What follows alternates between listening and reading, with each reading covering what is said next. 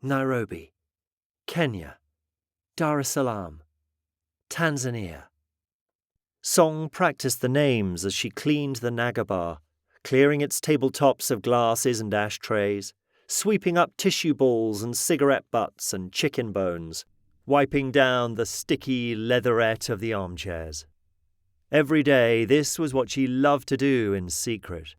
Listen to the world service while she got through her chores, trying to learn of the world beyond these walls. She enjoyed the shapes the foreign names made on her tongue.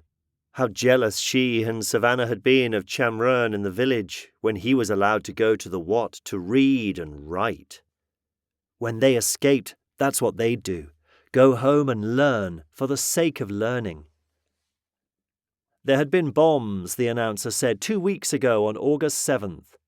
American embassies attacked. 200 dead, 4,000 injured.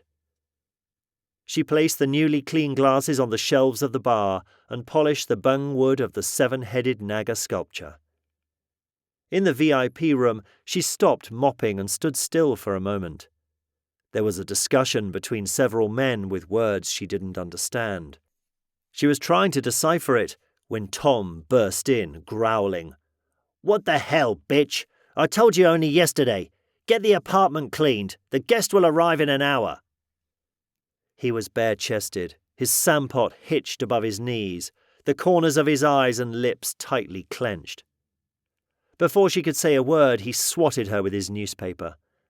As she cowered, he kicked at her legs, then flurried her with slaps and punches, half of them landing, half grazing the wall. Her cremar came loose and fell when he yanked at it. "No, please," she cried. There was no point in saying that he had never mentioned cleaning the apartment. "What? You don't like it? Come then, let's go." Gripping her by the upper arm, Tom pulled her down the stairs, hustling her across the foyer and up to the street gate. "Here, you go then. Let's see what you do." He hauled open the concertina. "Come on, no one's keeping you." It was true. No one shackled Song or bolted her door at nightfall. The only thing that imprisoned her in the Naga was her shame. Not the shame of how her face looked, but the shame of what it said to people. For only someone bad in some fundamental way, deeper than even their thoughts or feelings, could deserve to be punished in such a horrible manner. "Big nom," Tom muttered as he tramped up the stairs. "And don't forget to bring in the deliveries." No matter how hard Song toiled, Tom would find fault. But it didn't bother her now. She was beyond hating him. His stale milk smell and his prahok breath and the big mole on his cheek whose hairs he loved to preen. She had learned something from him. To not be like him.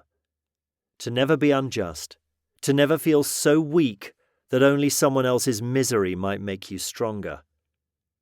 Everything else he did she could wipe from her memory, along with the other men that had loomed over her life. Men like the hundreds of Johns from their days in the Sunflower, the 5-star bar she and Savannah once worked in.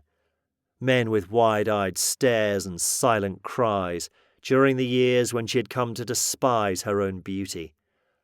Oh, to be ugly, to be undesirable. The irony of that wish now.